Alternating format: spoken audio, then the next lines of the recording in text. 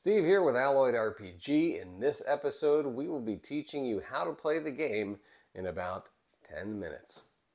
Like and subscribe.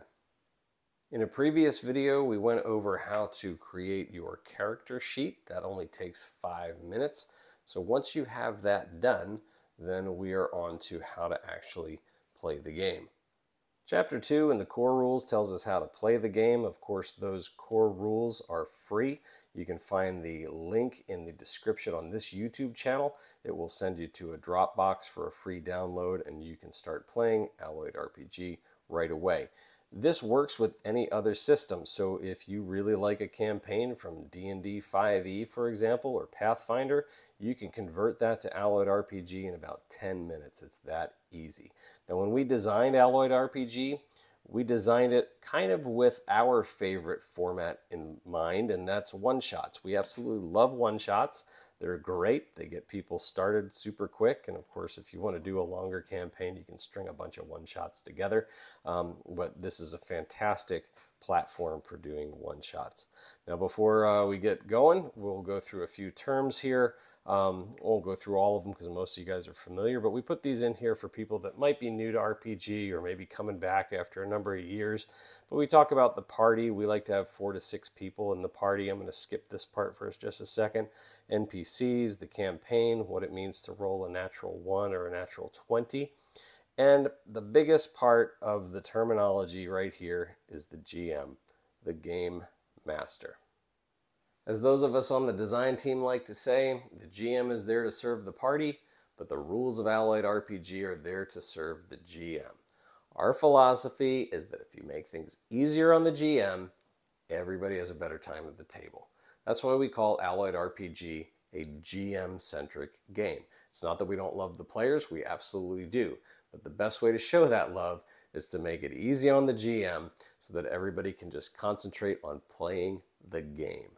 That's why, in issues of dispute, you always defer back to the GM.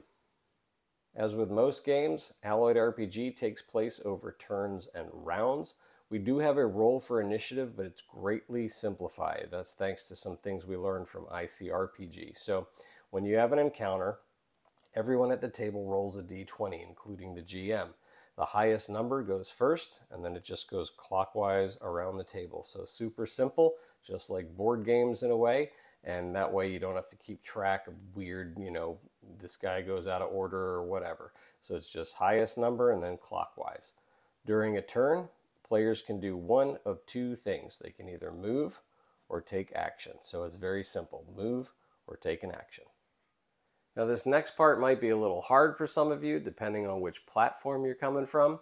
I can tell you if you're from the Warhammer kind of ilk, this might be a bit more of a stretch than for others, but we do not do any measuring at the table in Alloyed RPG. Why? Because we all kind of know what a move is. If you really need to quantify it, we usually say it's anywhere between a few short paces up to, say, a 5-second jog. But we all have a good idea and understanding of what a move is. Running, jumping, swimming, climbing, all those things are considered a move. And when in doubt, back to the overarching principle, defer to your GM. As far as actions go, there are 3. There's easy, normal, and hard. Pretty self-explanatory.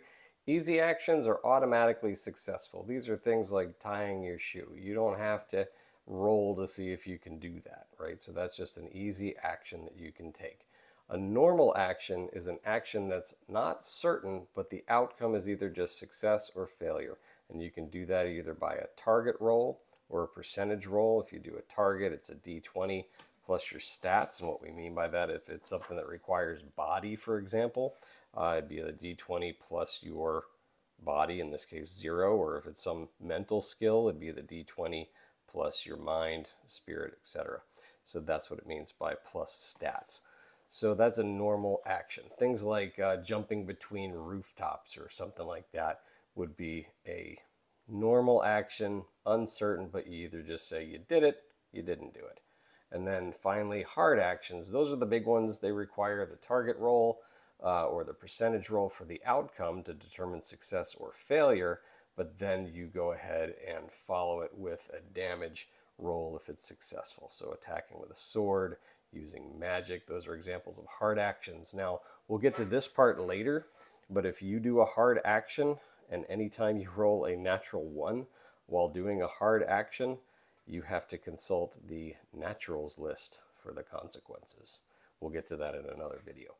So what's all this about targets and percentages? Well, targets are something that we pulled from ICRPG, but we didn't feel that it was quite adequate for what we wanted, so we added percentages to the mix.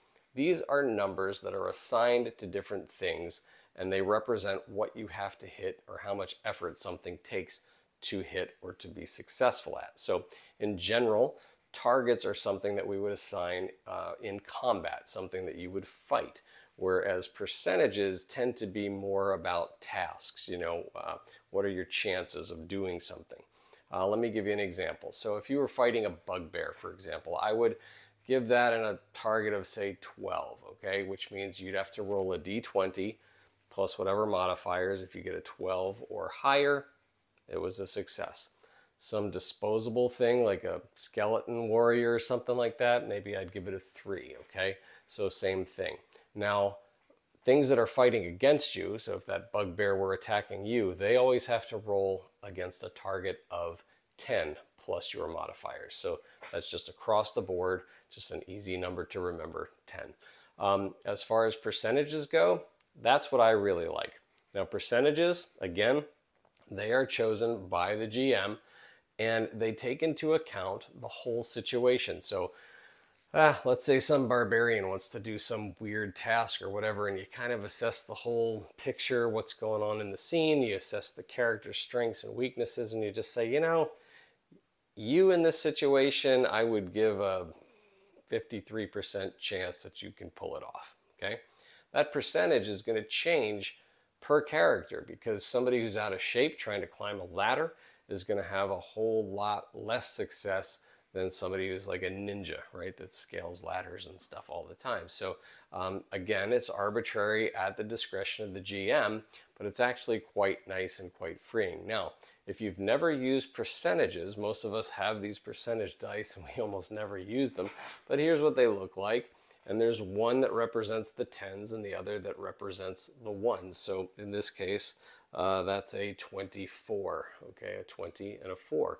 But they work a little bit opposite of how you'd expect. So let's say I say you have an 80% chance of pulling something off.